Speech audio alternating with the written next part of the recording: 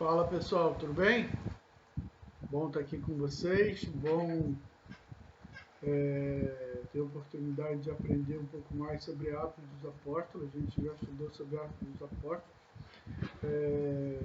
na igreja. Tem vários vídeos sobre Atos dos Apóstolos das nossas aulas, mas eu me proponho aqui fazer um resumo rápido. E vai ser bem rápido mesmo, por dois motivos. Primeiro, para que vocês não fiquem perdidos com tanta informação e não saibam onde focar para a prova, porque já que o objetivo aqui é a gente preparar você para a prova. E o segundo é um objetivo que talvez para você não seja tão nobre, mas é que eu tenho que terminar rápido porque eu tenho que buscar meus netos ali na escola que eu prometi para minha nora que ia fazer isso. Então vou ser bem breve nesse vídeo, né? Vou tentar ser bem breve, já que Atos é um livro muito rico. Então, cara, eu te recomendo aí nas nossas aulas, dar uma olhada, a gente foi bem fundo ali em Atos. Eu acho que tem coisa muito legal em Atos para a gente aprender. Então, vamos começar então com o nosso resuminho de Atos, né? Apesar do nome de Atos, do livro ser Atos dos Apóstolos, é, é, o, o personagem que unifica toda a história do começo ao fim é o próprio Jesus. É o próprio Jesus atuando diretamente por meio do Espírito Santo. A gente vê isso, né, através de todo o livro, a gente vê isso. Agora, algo que é importante. O livro de Atos, ele, apesar de ser conhecido como Atos dos Apóstolos, né, também como Atos dos Apóstolos,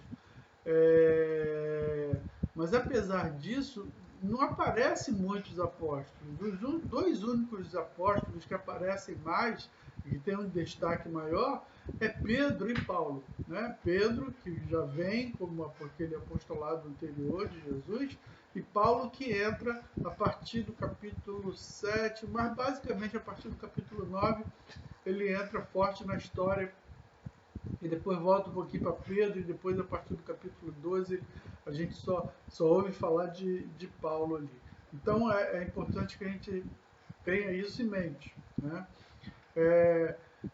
Então vamos pensar um pouquinho sobre essa carta, esse livro, né?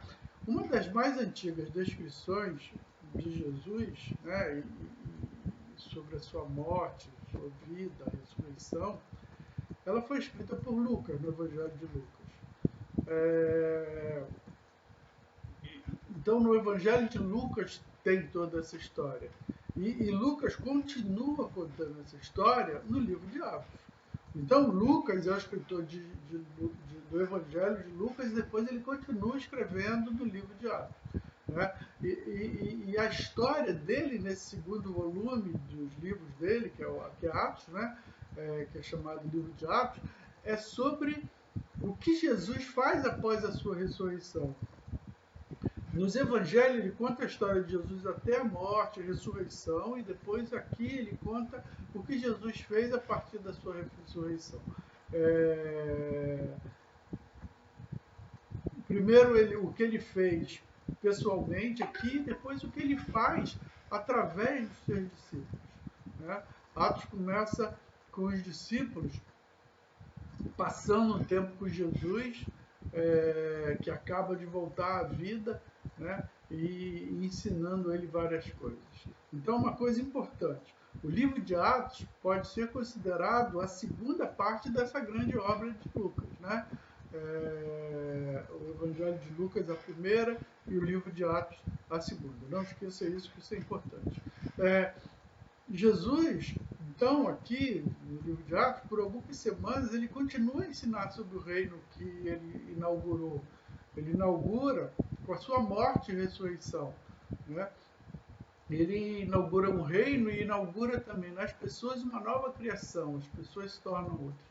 Então, os discípulos eles estão sendo preparados aqui no início do livro de Atos, Jesus, esse tempo que Jesus passa com eles estão sendo preparados para contar essa história para o mundo. Mas Jesus, ele estranhamente fala com que eles esperem para continuar em Jerusalém até receberem um novo tipo de poder, que Jesus diz que eles vão receber o poder do alto. para que eles possam ser testemunhas fiéis de Jesus e do seu reino, então. Tá? Então, em Atos 1:8, é aquela passagem célebre, né, que todo mundo conhece, recebereis poder ao descer sobre vós do Espírito Santo, sereis minha testemunha em Jerusalém, Judeia, Samaria, até os confins da terra. É um mapa também, essa passagem é um mapa da influência do cristianismo no livro de Atos. Ele começa em Jerusalém, vai para Samaria, Judeia, começa em Jerusalém, Judeia, Samaria e se espalha para os confins da terra. Né? Então a gente vai ver isso daqui a pouco através do livro. Só que uma coisa importante é que com a ordem de Jesus, aqui em Atos 1:8, serão minha testemunha, tal, essa expansão do evangelho, ela rompe barreiras não apenas geográficas. Jesus não está dizendo que o evangelho vai ser aqui em Jerusalém, Judeia, Samaria, até os confins da terra e vai alcançar lá. Não é só uma barreira geográfica, ela rompe barreira também cultural, ética, política e até mesmo barreira religiosa, porque cada um tinha suas religiões e a ideia é que o evangelho ia alcançar essas religiões. Né? O evangelho ia sair de dentro do círculo dos judeus, judaico. Jerusalém era considerado o centro cultural e religioso dos judeus. Então, quando Jesus diz isso, é porque esse evangelho vai alcançar outras pessoas. Né? E a gente vê isso porque Jesus cita Samaria. E Samaria, para os judeus, era um escândalo pregar para os samaritanos. Quando Jesus diz que vai para os samaritanos, era um escândalo, por toda uma questão histórica que existia de briga entre os judeus e os samaritanos, o modo como os samaritanos se transformaram nos judeus impuros, já que miscigenaram com outras raças. Isso para o judeu puro era um negócio estranho. Quando os judeus voltaram da Babilônia para construir o muro, os samaritanos foram contra. Então, existia toda uma história aí que para os judeus e os samaritanos era difícil se relacionar. Né? Então, quando Jesus cita os confins da terra, ele fala os confins da terra em dois sentidos. Né? Primeiro, para os primeiros ouvintes, ele fala confins da terra, a terra conhecida naquela época, até os confins da terra. A terra conhecida naquela época era a Europa, né? Ninguém tinha conhecido ainda o Novo Mundo, nem o Novíssimo Mundo, né? As Américas e a Austrália, né? Aquela região. Então não existia isso. Então Jesus fala num contexto. E isso acontece no livro de Atos. Mas também existe uma ordem espiritual aí, uma visão espiritual. Porque ele fala também para a igreja hoje, para mim, para você, para a PIB, que a gente precisa levar o evangelho a todas as etnias. Então, a minha função, a tua função, a função da PIB, não é só pregar na nossa Jerusalém, que é aqui dentro de São Francisco. É alcançar até os confins da terra de alguma maneira, é o que a gente faz quando a gente investe em missões. Tá? Então, os discípulos aí tem uma visão, né, depois de ouvir isso aí, tem uma visão de Jesus entronado como rei da criação, ele sobe aos céus, não sei o quê. E os judeus ficam lá esperando, então, esse poder que vai vir para eles começarem a pregar. Eles estão orando e vem o Pentecostes. O Pentecostes era uma festa judaica que acontecia no início do verão. E aí, nessa festa, milhares de peregrinos judeus voltavam para Jerusalém, de todo mundo. Os judeus estavam dispersos. A gente viu isso na semana passada, quando a gente falou sobre as cartas, né? Que eram escritas para o pessoal da dispersão. Os judeus estavam longe, os judeus estavam em todos os lugares. E aí eles voltavam para Jerusalém para algumas festas, né? E uma delas era Pentecostes. E aí Jerusalém nessa época estava cheia de peregrinos judeus que estavam ali para cultuar. E esses peregrinos, eles vêm com suas culturas, né? Culturas diferentes, apesar de ser uma cultura, ainda ter mais ou menos uma cultura judaica, eles tinham uma cultura diferente, apesar da religião ainda ser judaica. a cultura, algumas coisas eram diferentes, várias línguas, né? Línguas diferentes, e aí tinha uma profusão de línguas e culturas diferentes num só lugar. E os discípulos então estão juntos dentro de uma casa, alguns historiadores dizem que a casa é de João Marcos, e eles estão nessa casa quando, de repente, essa casa é invadida por um vento forte e vem junto um fogo, língua de fogos que se juntam na cabeça de cada um dos discípulos. E a gente falou isso na aula, se você quiser você vai lá, né? E essas línguas de fogo representavam que cada uma daquelas pessoas, a partir de agora, seria a igreja de Deus, né? No Antigo Testamento, Deus ele sinaliza que aceitava o templo como sua casa com fogo, né? Aconteceu isso no deserto, aconteceu isso no templo lá de Salomão e acontece isso agora. Só que agora o fogo vem sobre cada uma das cabeças, simbolizando que cada um de nós somos igreja de Deus. Então, agora uma coisa importante. Eles começam a falar em línguas. E há uma importante diferença entre a língua falada em Pentecostes e o dom de língua lá de 1 Coríntios 13, 1. Tá? Aqui em Pentecostes, eles começam a falar em línguas que eram conhecidas, línguas idiomáticas, que eram conhecidas de outras pessoas, que as pessoas entendiam, outras pessoas. É como se hoje tivesse uma reunião aqui, o Pentecoste aqui em São Francisco, e viesse japonês, chinês, holandês, né, americano, e eu começasse a falar, ou você, e as pessoas de outras nações começassem a entender o que você estava falando nas suas línguas. Né? Então era um dom muito mais de ouvir do que de falar. Né? As pessoas ouviam na sua própria língua. Lá em 1 Coríntios, não. Ali são línguas estranhas, chamadas de língua dos anjos, que as pessoas não entendem e que necessitam de uma interpretação. Tá? Isso é importante. E aí, depois disso, Pedro prega, afirmando que o que está acontecendo era o cumprimento da profecia de Joel, né? quando o povo não só seria empoderado, mas também seria reunido num só povo. Sempre a promessa de Deus seria que o povo dele, que foi disperso, seria novamente um só povo. Só que esse só povo não é um só povo geográfico, né? É um só povo em relação de uma só família. E nós somos só uma só família, né? Não é só a família PIB. Nós somos família com todos aqueles que proferem o nome de Deus, todos aqueles que têm o Pai como Pai. Né? Agora, em Jerusalém, tem o templo de Herodes, aquele que Herodes tinha reconstruído, né? Ajeitado, bonitinho, onde os judeus se reuniam, mas tem também o templo de Jesus, que consistia das pessoas, cada uma das pessoas. E esse templo de Jesus vai se reunindo nas casas por toda Jerusalém, e eles vão compartilhando tudo, compartilhando vida. Né? Isso é interessante. Então, os primeiros convertidos, após o primeiro sermão de Pedro, eles perseveravam na doutrina dos apóstolos.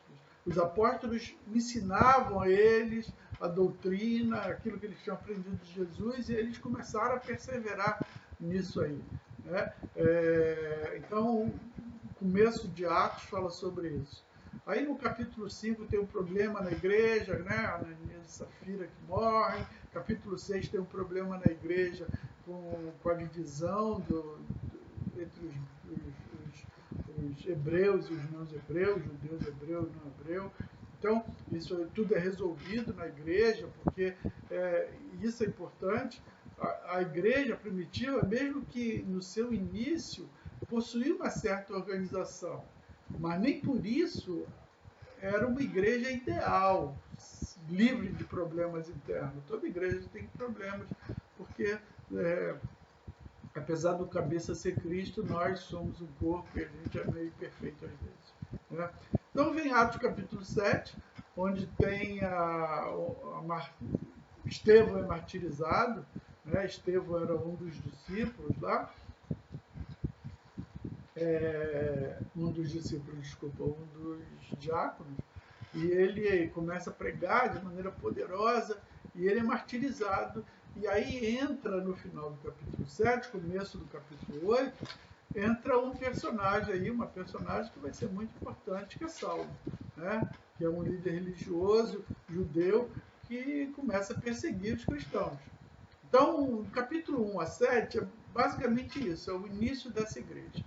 Então, eu vou dividir em partes para a gente poder ficar mais fácil para mim e para você também entender. Então, vamos pensar pensamos do capítulo 1 ao 7, vamos pensar do capítulo 8 ao 12. Do capítulo 8 ao 12,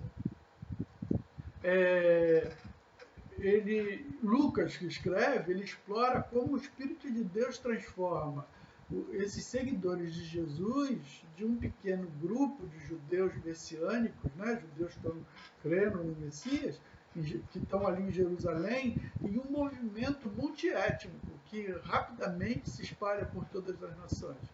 E mostra também aqui a conversão de Paulo, e mostra aqui também um tipo de conversão de Pedro, que é a conversão de entender que o evangelho ele não era só para os judeus, né? Era também para as outras pessoas. Isso demorou para cair a ficha, e a gente vai ver isso aqui. Então, uma coisa importante que eu espero que você preste atenção, anote, é que a partir do martírio de Estevão se dá início a uma perseguição aberta contra os cristãos. E aí, no capítulo 8, faz com que todos fujam, com exceção dos apóstolos, e eles vão descendo para Jerusalém, né? O evangelho sai de Jerusalém e vai para Samaria. Às vezes é preciso vir uma dificuldade para que a gente cumpra a palavra de Jesus, porque Jesus disse: vocês vão pregar Samaria, né, Jerusalém, Judéia, Samaria, até as confins. Mas o pessoal só estava em Jerusalém. Vem a perseguição e eles começam a realizar aquilo que Jesus queria que eles realizassem. E no caminho em Samaria, Filipe prega, né, prega de maneira poderosa, o Espírito Santo desce, os discípulos Pedro e João são chamados para ir a Samaria para poder ratificar, porque, Samaria estão se convertendo, que é isso? Samaritanos se converter? Brincadeira. E aí eles vão lá, né, para poder ratificar isso aí, para poder ver se é mesmo. E ali eles encontram um mágico chamado Simão, e esse mágico se converte, mas ele se converte pelo poder, que ele vê as coisas acontecendo, fala, cara, que mágica legal, não sei o quê, e oferece um dinheiro para que ele consiga também orar pelas pessoas e as pessoas receberem o Espírito Santo, recebe o pito lá de Pedro, né? E aprende que o caminho de Jesus não é sobre ganhar poder, mas desistir do poder para servir aos outros. E aí sim nós somos empoderados, né? O poder está em servir as pessoas. E aí Jesus nos empodera para que a gente possa servir, né? Não é o poder pelo poder. Então, enquanto isso em Jerusalém, quando está acontecendo isso, Saulo, ele que fazia parte de uma elite religiosa e que se opõe a esse novo movimento, ele busca cartas, né? Paulo era um cara cruel ali, parece como um cara cruel. Mas a gente tem que entender que ele acreditava que estava protegendo Israel, estava protegendo Deus, estava protegendo a honra de Deus, se livrando dos cristãos. Né? Lembre-se que no passado Israel se voltou para outros deuses e outros falsos profetas, que levou a nação a um desastre. E Saulo, ele está preocupado com isso, né? Então ele acha que ele está sincero. Então não adianta o cara ser sincero, né? Sinceridade sem verdade não adianta, né? O cara pode estar sinceramente errado. Então ele precisava da verdade, é o que acontece mais na frente, quando ele se encontra com a própria verdade, que é Jesus, o caminho, a verdade e a vida. E aí, nesse momento, Saulo ele fica sabendo que o movimento, né, esse movimento, ele havia se espalhado para o norte. Pena que eu não tenho aqui, não estou aqui, que eu ia fazer um mapa maravilhoso. Vocês sabem que eu sou bom de mapa, né? E aí Saulo, esse movimento para o norte está indo para Damasco. E ele quer ir, né, busca ir lá para poder resolver esse problema. E no caminho, Saulo tem um súbito encontro com o próprio Jesus ressurreto. Né? O próprio Jesus ressurreto. Uma coisa que eu queria que você anotasse, que é importante, é que Paulo é conhecido como apóstolo dos gentios. A partir daí, Jesus ele chama Paulo para ser apóstolo dos gentios. Ele é o chamado dele. Né? Ele é chamado para pregar preferencialmente para os não-judeus. Apesar de ele pregar para os judeus, a gente vai ver isso mais na frente, ele é chamado preferencialmente para pregar para os não-judeus. Então, acontece isso no capítulo 9, Paulo se converte, né? Capítulo 10, Deus, no capítulo 9, trata com Pedro, com Paulo, e no capítulo 10 ele vai tratar com Pedro. Né? Pedro, aquele judeuzão que tinha uma dificuldade com os samaritanos, Deus tinha tratado, e agora essa dificuldade é com até os confins da terra. Né? Outras pessoas que não fossem judias. E aí, nesse momento, na cidade portuária chamada de Cesareia, uma cidade portuária, havia um centurião romano chamado Cornélio. Esse centurião ele representava tudo que o povo judeu odiaria sobre a ocupação romana. Né? Se você pensar um centurião, aquele cara que dá opressão. E aí um anjo aparece para esse centurião e fala para ele chamar um homem de nome Pedro. E aí Pedro vem e se encontra com Cornélio, com esse centurião, com seus amigos e a sua família reunido na sua casa, e ora e vem o Espírito Santo. Isso parece ser um escândalo. Só que Deus prepara Pedro para esse encontro. Né? Porque judeus não entram na casa de não-judeus, porque se eles entrarem, eles vão ficar impuros ritualmente, não vão poder participar do ritual do templo. Então, o que Pedro vai fazer ali? Antes disso, Pedro está orando, né, e ele tem uma visão. E a visão é de um lençol onde vem um monte de animais, e Deus traz essa coleção de animais que eram proibidos para o povo comer, eram chamados animais impuros. E aí Pedro ouve a voz, mata e come. E Pedro fica chocado e diz, Senhor, de modo nenhum, eu nunca comi nada que fosse impuro. E aí a voz vem e diz, não chame de impuro aquilo que eu purifiquei. E aí depois, quando Pedro se encontra com Cornélio, ele entende que essa visão do lençol, essa visão que ele teve, o preparava para o momento em que ele ficaria ali em pé, diante dos não-judeus, dos impuros. Né? Então, é importante isso. Importante também, isso é importante, por favor, anote, é que a visão de Pedro não pode ser entendida apenas como a purificação dos alimentos. Apontava para essa necessidade do Evangelho alcançar também os não-judeus. Tá? E então Pedro percebe que a descendência de Abraão não é a descendência física, e sim uma descendência espiritual. E ele começa a falar sobre Jesus ali para o centurião, para Cornélio, e assim como em Pentecostes, mais atrás, o Espírito Santo vem sobre o centurião e toda a sua família, aquela família que não era judaica. Né? E Pedro volta para Jerusalém e conta para os apóstolos o que aconteceu. E por que Deus ele escolhe Pedro? Porque Pedro era para realizar isso. Primeiro pela característica de Pedro, que era um cara avesso a essa mistura, mas também porque Pedro, isso é importante, era um apóstolo de destaque entre os demais apóstolos. Ele tinha uma voz importante. Então, quando ele vem e fala isso, a voz dele tem um peso. Quando ele diz, olha, eu fui lá, tive uma visão e preguei, e aquilo que aconteceu na festa de Pentecostes aconteceu lá com eles, eles receberam o Espírito Santo. Então, é importante. Mas, apesar disso, a ação missionária de Pedro isso é importante também, ela se dá principalmente entre os não-judeus, né? Mas isso abre espaço no coração de Pedro e no coração da igreja, né, da comunidade de Jerusalém, de entender o ministério de Paulo, que era o ministério com os gentios, com os não-judeus, né?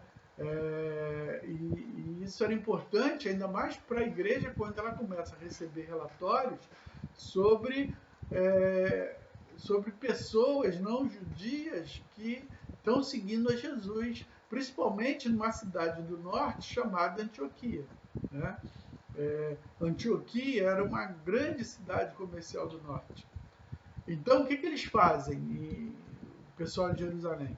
Eles enviam Barnabé, que é também chamado filho da exortação, eles enviam Barnabé, que encontra esse movimento para Antioquia, né, manda para Antioquia, e quando Barnabé chega lá, ele encontra esse movimento de judeus ali bem vivo, e bem fervoroso. Ele encontra ali em Antioquia pessoas de todo mundo servindo a Jesus. E aí o que ele faz? Ele recruta Saulo. Algumas pessoas acham que Saulo se converteu e começou logo a trabalhar, mas não, Saulo precisou ser trabalhado, né? Com Gamaliel, passar um tempo aprendendo algumas coisas, ouvindo o Espírito Santo. E aí, nesse momento, Barnabé, ele recruta Saulo e para ir trabalhar com ele em Antioquia durante o ano. E ali em Antioquia a igreja cresce muito. Inclusive, em Antioquia é o primeiro lugar onde os seguidores de Jesus são chamados de cristãos, né? Então, a partir daí, o caminho de Jesus foi transformado de um grupo de judeus messiânicos em Jerusalém para um movimento grande, com várias etnias, várias línguas, espalhado por todo mundo, tá? E esse grupo, né, todo esse grupo, a sua fé era a mesma, eles centravam-se nas boas novas de Jesus ressuscitado, sendo ele o rei de todas as nações. Então, até aqui no capítulo 12, a gente viu que o primeiro bloco fala sobre o início da igreja, o segundo, o começo, né, dessa pregação por em todas as partes, e a conversão de Paulo e a conversão de Pedro, e aí a gente pode entrar nos capítulos 13 a 20, porque a partir daí o foco passa a ser as viagens missionárias de Paulo, e mostra como era para Paulo viajar pelo Império Romano, anunciando as boas novas sobre Jesus, sobre esse Jesus ressuscitado, né, que ele pregava, toda a mensagem. Se você olhar o livro de Atos e ver as pregações, todas elas batem nessa tecla de Jesus ressuscitado, e também mostra como Paulo foi plantando novas comunidades de Jesus, cidade após cidade, e como as pessoas responderam a essa sua mensagem, né?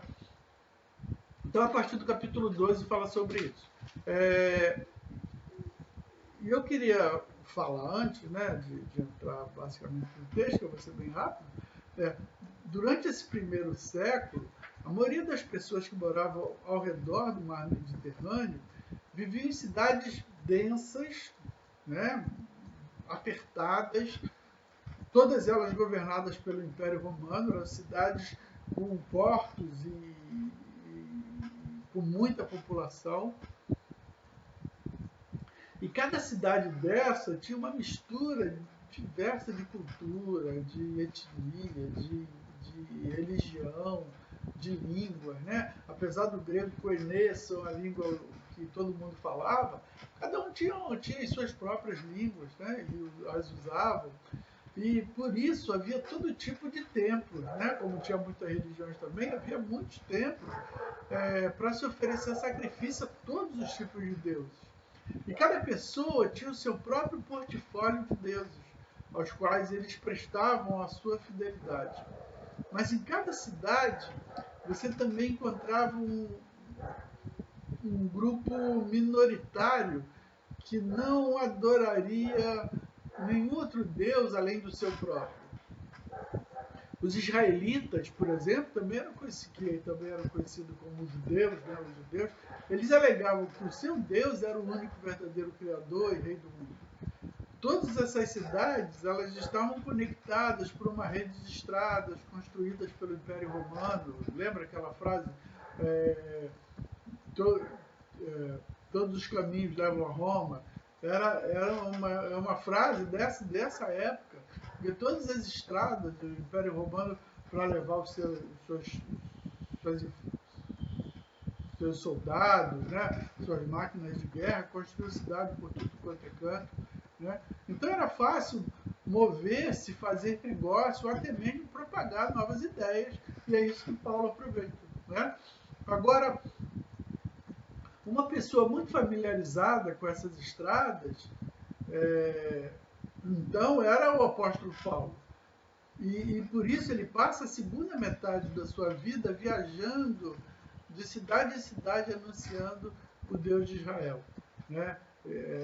E esse Deus de Israel manifesta na pessoa do Filho, né? Que seria o rei de todas as nações. E esse rei não era como nenhum outro que veio antes dele. A maioria dos reis governavam através da opressão, né, o poder. Por isso ele usa lá em Colossenses o império das trevas, reino do Filho do seu amor. Mas esse novo rei, governava com alto sacrifício e amor. Paulo, por muito tempo, viveu em Antioquia. Daí ele e seus companheiros passam a fazer 3 viagens. Né? A gente vê que em Antioquia, no capítulo 12 de Atos, diz que o Espírito Santo vem, capítulo 13, né, desculpa, que o Espírito Santo vem e separa, né, Paulo, Barnabé e Silas, e chama ele, separa ele, aliás, Paulo e Barnabé, nesse primeiro momento, e separa eles para fazer a viagem. E Paulo faz uma primeira viagem. E em cada cidade que Paulo para, ele começa pregando na sinagoga judaica, onde se reuniam judeus, e ele apresentava Jesus como esse rei messiânico prometido nas Escrituras. Alguns acreditavam, outros não. Pior que alguns se revoltavam tanto com essa mensagem que incitavam tumultos para expulsar Paulo da cidade. Aí o pessoal diz que Paulo pregava de manhã, apanhava de tarde e dormia na cadeia de noite. Né? Era o ritual de Paulo. Até mesmo porque essa mensagem era perigosa para o Império Romano. Primeiro porque a adoração de vários deuses mantinha unida a cultura romana. Eles acreditavam que os deuses guardavam suas cidades em segurança, que o templo de adoração aos deuses era uma parte importante da sua economia. Eles ganhavam bastante dinheiro com a religião. Né? Só que a mensagem de Paulo não era apenas mais um Deus na lista. Ele dizia que todos os outros deuses eram impotentes ou até mesmo falsos. Além disso, Paulo chamava Jesus de Senhor e de Filho de Deus. E esses títulos eram títulos que as pessoas costumavam usar para se referir ao imperador de Roma. Então, a mensagem era uma mensagem para Roma muito perigosa. Né? Então, como é que as pessoas se convertiam, se existia isso? Porque a mensagem de um Deus que sofre e ama, e como esse amor, né, o testemunho de como esse amor criava comunidades onde todas as pessoas de diferentes etnias, gêneros, né, as mulheres que eram menosprezadas passavam a ter valor, ou status econômico, sabe, pessoas totalmente diferentes eram tratadas como iguais. Isso fascinava o povo. Né? Então essas pessoas formavam novas famílias que comiam juntas, viviam sacrificialmente, cuidavam dos seus pobres. Né? Jesus vivia através deles. Então isso era algo que chamava atenção.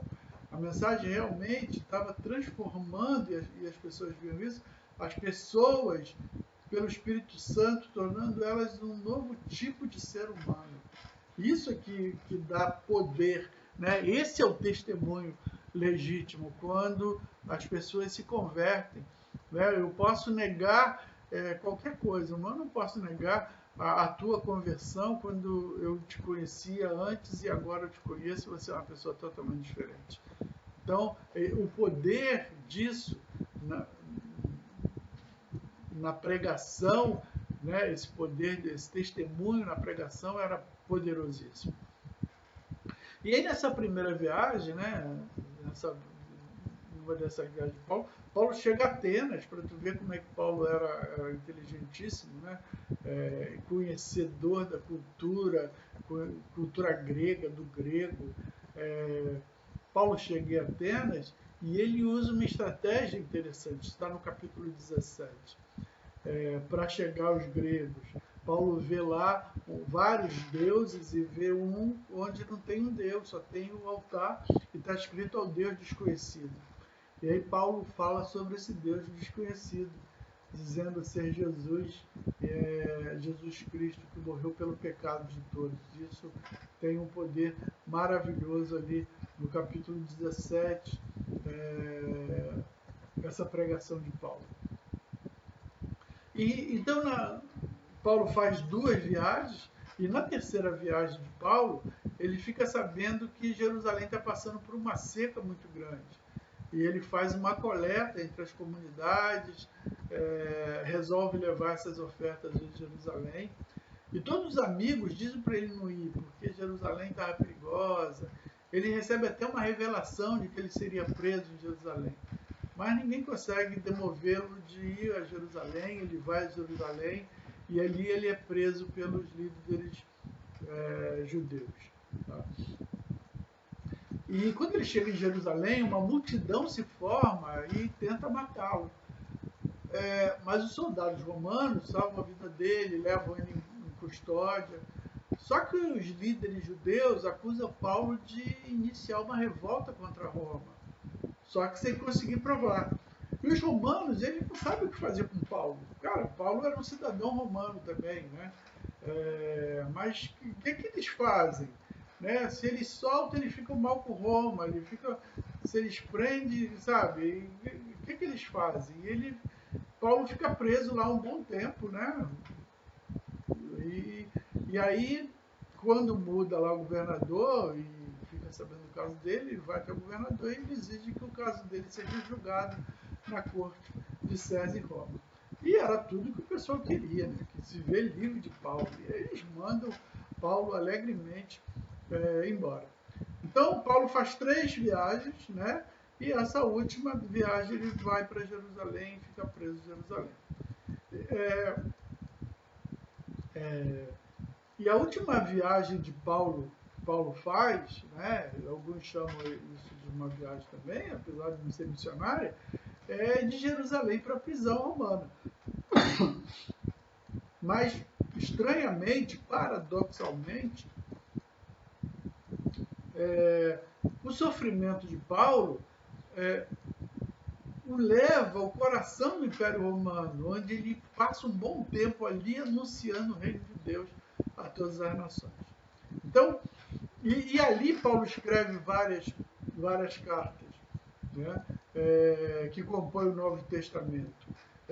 Paulo escreve Romanos, né, as cartas de Paulo tem 12 cartas no Novo Testamento. Romanos, 1ª e 2ª Coríntios, Gálatas, Efésios, Filipenses, Colossenses, 1ª e 2ª Tessalonicenses, 1ª e 2ª a Timóteo. Por favor, não fale 1ª de Timóteo, 1ª Timóteo. 1ª a Timóteo, né? 1ª e 2ª a Timóteo, Tito e Filemão. Tá? Então, 12 cartas que Paulo escreve. E aí Paulo em Roma e diz que no final do livro de Atos diz que Paulo prega ali em Roma de maneira tranquila, né? É um livro que termina sem terminar, termina sem terminar, fica em aberto o final do livro, o que mostra para nós, hoje, na PIB, é que nós estamos escrevendo o livro de Atos. O livro de Atos é um livro aberto. Por quê? Porque o livro de Atos conta a história da igreja. E a história da igreja não terminou. A história da igreja é a história de Jesus Cristo atuando através de pessoas. Pessoas empoderadas pelo poder do Espírito Santo. E essa pessoa sou eu, essa pessoa é você. Essa pessoa somos nós, que somos empoderados para pregar o Evangelho em Jerusalém, Samaria, Judéia e até os confins da terra. Que somos empoderados para amar as pessoas, que somos empoderados para servir as pessoas, né? Que para demonstrar através da nossa vida transformada um Deus que vive em nós. Como Paulo diz aos Gálatas, não sou eu que vivo, mas Cristo vive em mim. Tá? Então é isso, eu queria terminar, né? Eu tenho um pequeno atlas bíblico aqui, né? Não é tão bom quanto eu, mas fala sobre as viagens de Paulo. Eu acho que é importante, porque eu acho que vai cair uma questão sobre a viagem de Paulo, mas eu queria que você prestasse atenção no seguinte, que você vai matar se cair uma questão assim. Tá? A primeira viagem de Paulo começa em Antioquia e termina em Antioquia. É uma viagem curta que ele faz, eu não sei se dá para ver, né? É uma viagem curta que ele faz, ele sai de Antioquia e volta para Antioquia. A segunda viagem, ele sai de Antioquia, e é uma viagem, essa aqui, que é uma viagem mais longa, ele sai de Antioquia, cadê Antioquia? Antioquia, vai num monte de lugar, vai a Jerusalém e depois volta para Antioquia. Tá? Então, na primeira viagem, ele não vai, ele sai de Antioquia e volta para Antioquia, mas não passa por Jerusalém. Na segunda viagem, ele sai de Antioquia, volta para Antioquia, mas passa por Jerusalém. A terceira viagem, ele sai de Antioquia e a viagem que ele vai levar os mantimentos para Jerusalém. Então, a viagem começa em Antioquia, não sei se eu estou vendo, e volta para Jerusalém. Tá? Eu sei que você preferiu um mapa meu, né? Mas não tem condições aqui de fazer. E a última viagem é a viagem de Paulo para Roma. Então ele sai de Jerusalém e vai para Roma. Então, anota aí para a gente terminar nossa lição, que eu tenho que buscar meus netos. Primeira viagem, ele sai de Antioquia, volta para Antioquia, não passa por Jerusalém. Segunda viagem, ele sai de Antioquia, passa por Jerusalém e vai para Antioquia. A terceira viagem, ele sai de Antioquia e termina em Jerusalém. E a última viagem, claro, ele sai de Jerusalém e vai para Roma, onde ele fica lá preso até ser morto. Certo? Valeu, gente! Olha, é bom estar aqui com vocês. Que Deus possa te abençoar, abençoar a tua prova. Não esqueça, por favor, de levar o livro, né? O livro, a apostila preenchida, vale 3 pontos. Se você não levou da semana passada, por favor, leve agora para a gente poder lançar a tua nota. Tá bom? Um abraço, fique com Deus, bom estar aqui contigo, Deus possa te abençoar, sempre bom ministrar a palavra, porque eu aprendo também. Fica na paz. Tchau.